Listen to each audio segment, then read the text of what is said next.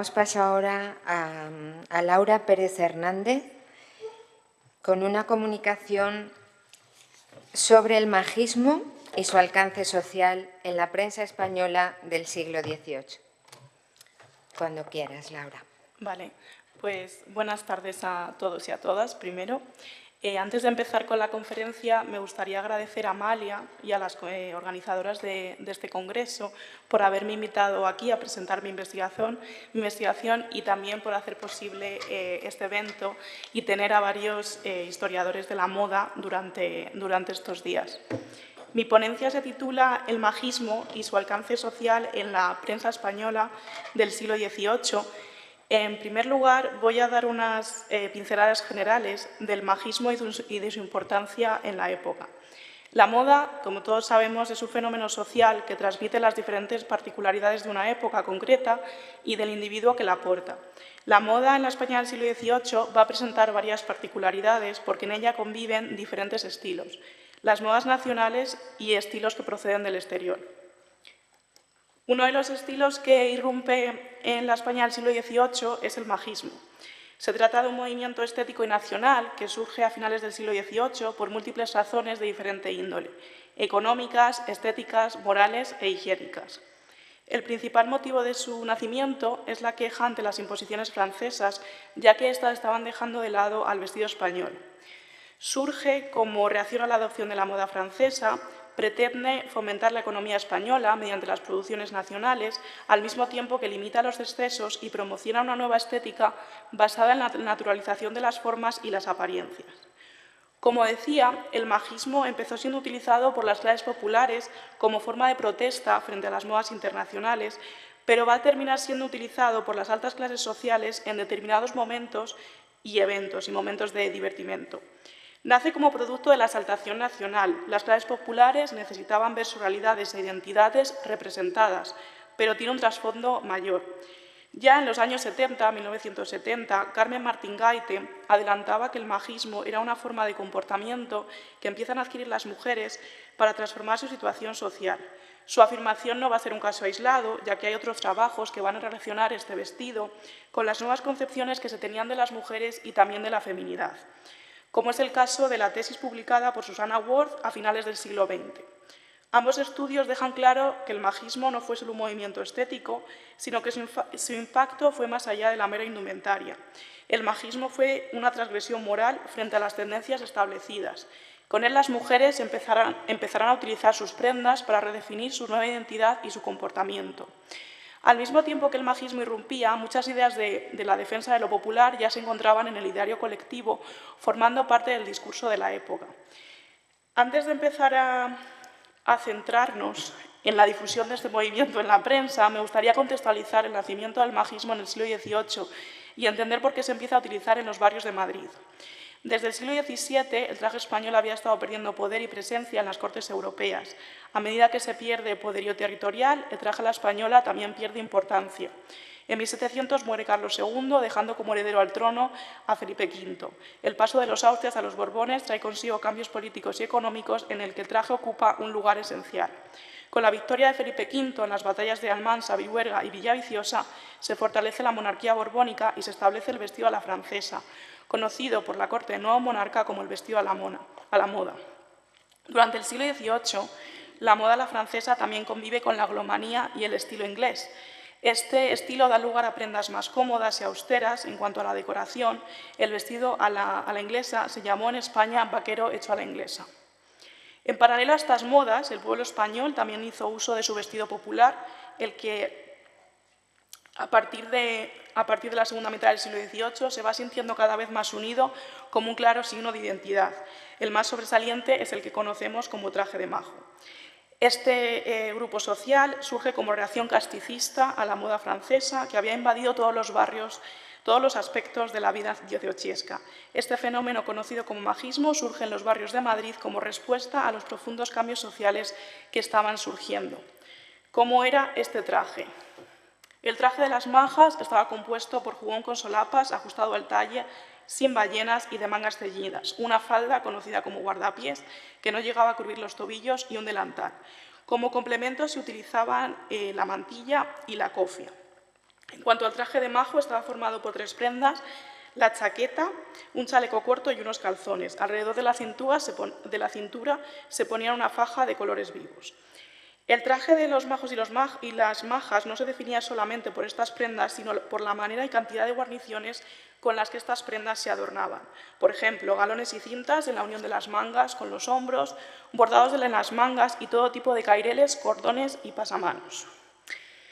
Un ejemplo del alcance social del majismo lo encontramos en la representación que hace de la duquesa de Alba Francisco de Goya en 1797. En esta obra, Goya pinta a la duquesa de Alba con un atuendo muy particular, un vestido negro que los extranjeros bautizaron como el atuendo nacional.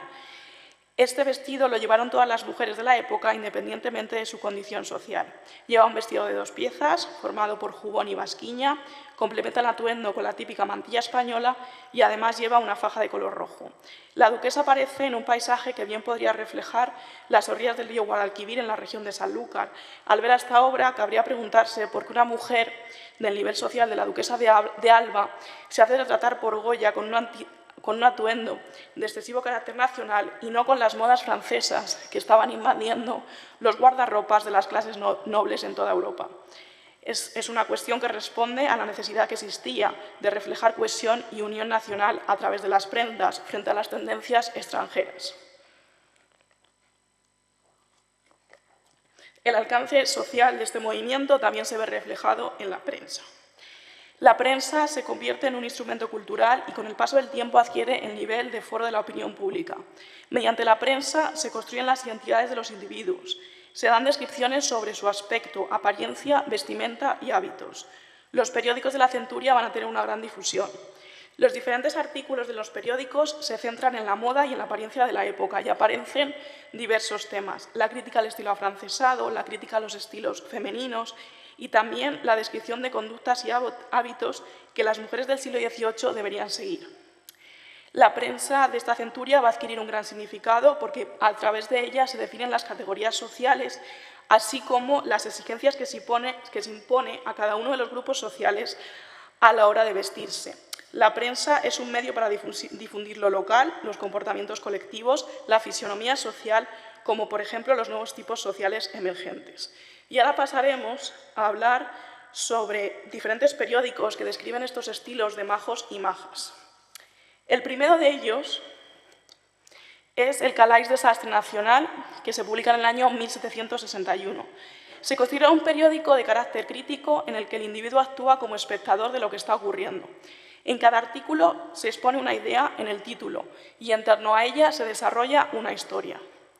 Uno de los ejemplares que vamos a analizar es el denominado Apariencia parte segunda. Se habla de la presencia de un estilo diferente. Para ello se describe lo que se ve exactamente en Barcelona, utilizando una expresión muy típica: niñas a patrullas, majos a cuadrillas, lo que puede indicar una incipiente presencia de los majos en esos años en Barcelona. Sin embargo, no hay descripciones específicas de la indumentaria de estos majos que caminaban por las calles de Barcelona. La posible presencia la vemos a través de la descripción de un personaje característico, Belisa. Belisa es una niña perteneciente a una familia de la alta clase social. En las descripciones que se hacen de su apariencia en el periódico aparecen algunas prendas a destacar. Por ejemplo, el jubón, que complementa con una falda conocida como basquiña.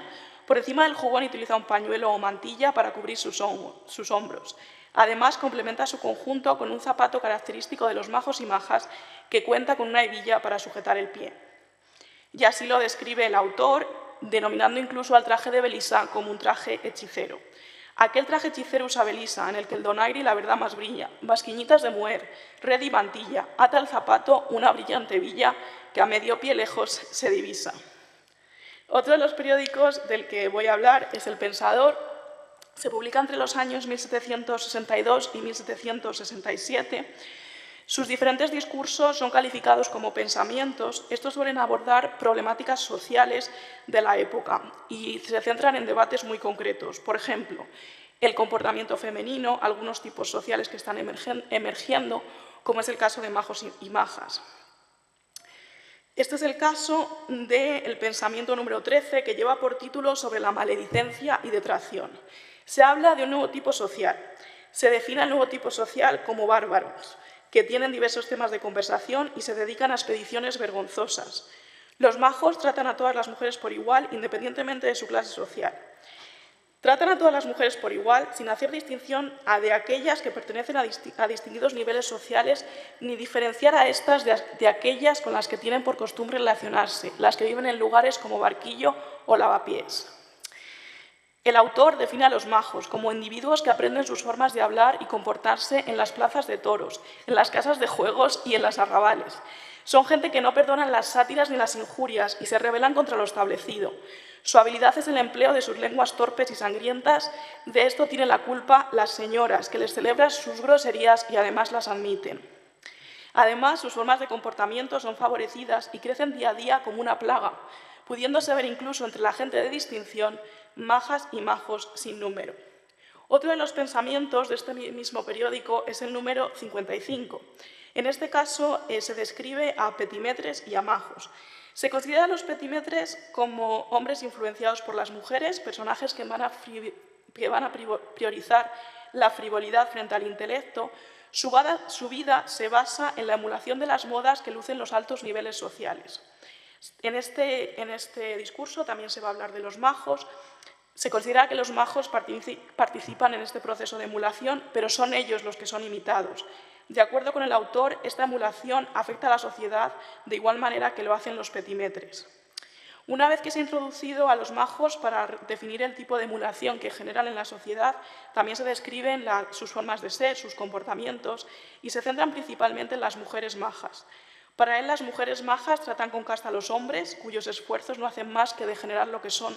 Define a los majos en general como entes que procuran ir en un gremio separado que suele ser el más bajo de la sociedad. Además, considera a los majos unos monstruos que tienen un mal nacimiento y que oscurecen la apariencia.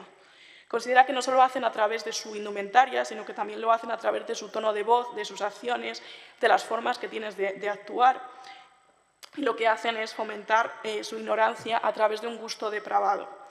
El pensador tiene una mala imagen de los majos porque los considera unos monstruos que nacen en contra de la sociedad y actúan contra natura, pero además critica a quienes los imitan y las consecuencias que este tipo de emulación tiene para la sociedad. Otro de los periódicos del que voy a hablar brevemente es El Censor, que se publica entre el año 1781 y 1787. Sus ejemplares comienzan con una frase en latín que da pistas sobre el tema que se va a tratar. Tiene 167 ejemplares en los que se habla de diversos temas, por ejemplo, la vida cotidiana, otros temas como debates políticos y económicos o las preocupaciones sociales del autor. El primer discurso del que hablaré en este periódico, el discurso 32, se critica un espacio concreto, el teatro. Para el autor, el teatro debería ser una escuela de costumbres, sin embargo, a lo largo de la Edad Moderna se ha convertido en otra realidad, en la que lo único que se aprenden son los vicios. Para explicar esto, describe algunos ejemplos de lo que ocurre en las representaciones. Por ejemplo, el uso de modales toscos por parte de los personajes, representación de extravagancias y descripción de costumbres quijotescas, como es el caso de los majos que se hacen pasar por españoles y los ridiculizan. Otro de los discursos es el discurso 89, en el que se comentan los comportamientos de las damas y las señoras. Se asegura que las señoras más influyentes de la sociedad están utilizando el traje y los modos de las majas. Las señoras más encumbradas se han convertido en majas y han confundido tanto el modo de llevar su traje como otras cuestiones como la conversación o los modales. El censor describe que estas señoras de cierto poder, aunque no indica quiénes son exactamente, están usando el traje de las majas y comportándose como ellas, usando sus maneras y sus modales. El autor critica a estas señoras porque considera que a través de los modales y maneras que están adquiriendo se están degenerando a sí mismas y a su nivel social. Han llegado a tal punto de degradación de sus respectivas mercedes, señorías y excelencias que cuando están con un cigarro en la boca es cuando más se parecen a las señoras soeces de la ínfima plebe. El siguiente periódico, que creo que es menos conocido que El Censor, El Pensador, etc., es el Diario de las Musas, publicado en el año 1790, de autor anónimo. Carece de páginas.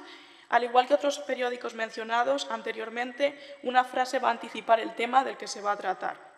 El artículo del que voy a hablar de este periódico es publicado el 6 de febrero de 1791. Se trata de una carta de un diarista en la que se incluye un inventario de bienes de una petimetra. Es un inventario ficticio. El nombre de la supuesta petimetra es Doña Anise sin cabeza, petimetra de primer orden. De nuevo, utiliza la ironía, simplemente para hacer ver que las petimetras no utilizan el raciocinio. También es un nombre inventado a modo de burla para reflejar las exageraciones que tenían las petimetras a través de sus peinados. En cualquiera de los casos se incluye el listado de ropas donde podemos ver más o menos por dónde va el gusto de las petimetras y, al igual que los verdaderos inventarios, se divide en varias secciones. La primera se dedica a los adornos de buen gusto, accesorios como cofias, catafaltos, pares de zapatos, otras prendas del majismo como los calzones hechos en raso. El segundo grupo está dirigido a la ropa blanca. Entre ellas se describen varias prendas como camisas, pañuelo, medias de seda. Y también el grupo más extenso, el último, de la ropa para ir a la calle, la capa de raso, la basquiña o la falda, además del zagalejo o jubones. Se incluyen también algunos accesorios como los complementos, como la mantilla o algunas cadenas de oros o abanicos. Y, por último, el último periódico del que voy a hablar es el Diario de Madrid, que se publica en el año 1797. Es la continuación del diario noticioso, curioso, erudito y comercial. Entra dentro de la categoría de diario y nos ofrece de forma semanal y bastante constante noticias sobre la sociedad madrileña de la época. Uno de los debates más recurrentes en este periódico es acerca de los excesos femeninos. Concretamente se centra en los adornos. El primer artículo que trata estas cuestiones se publica el 4 de septiembre de 1797 y da importancia a los adornos y cómo estos deberían estar marcados por la necesidad y la sencillez. Los adornos que en estos momentos usaban las mujeres se oponían a la armonía y no se usaban para completar ninguna función concreta. Por ejemplo, se utilizaban lazos que no tenían la función de sujetar, sino de ornamentar, y lo mismo ocurría con otro tipo de accesorios, como los aretes o pendientes. Todas estas invenciones superfluas componen un lujo devastador que es condenado y que debería prohibirse para dar mayor salida a nuestras industrias. Se discute la idea de promocionar las industrias españolas en detrimento de las extranjeras y se considera que con ese mínimo de patriotismo se solucionarían muchas cuestiones. Sobre todo se ganaría el equilibrio de la nación y se eliminarían todo tipo de dependencia con otros territorios. Se define el lujo nacional frente al extranjero, considerando a este la ruina de las naciones. Se fomenta claramente la industria nacional española y se dice que, siendo necesario agradar con el vestido, los principios con los que éste se utiliza deben cambiar. Debemos variar el perfil de nuestros trajes y volver al sastre y al zapatero, combinar nuevos géneros, pero siempre sobre productos de la industria nacional. De este modo, nuestros muchachos motejados de nuestro sutil estudio no podrán darnos el renombre de odiosos de los males españoles. Tomemos manufacturas del país por nuestra casa, hagamos de esto el buen tono de nuestra cuenta y así España nos deberá su felicidad y quién sabe si así el resto del mundo se reforme. El segundo artículo de este periódico también se centra en los adornos. Publicado el 2 de octubre de 1797, se vuelve a dar importancia al adorno y se considera que debería tener alguna utilidad y función y no reducirse únicamente a la pura ornamentación. Además, aquí se apoya la cuestión de la promoción del lujo nacional, de nuevo, ya que para el buen español, para el autor, el buen español, debe adquirir nuevas industrias y demostrar el amor nacional mediante un mayor interés en los géneros nacionales y no en los artefactos procedentes del extranjero.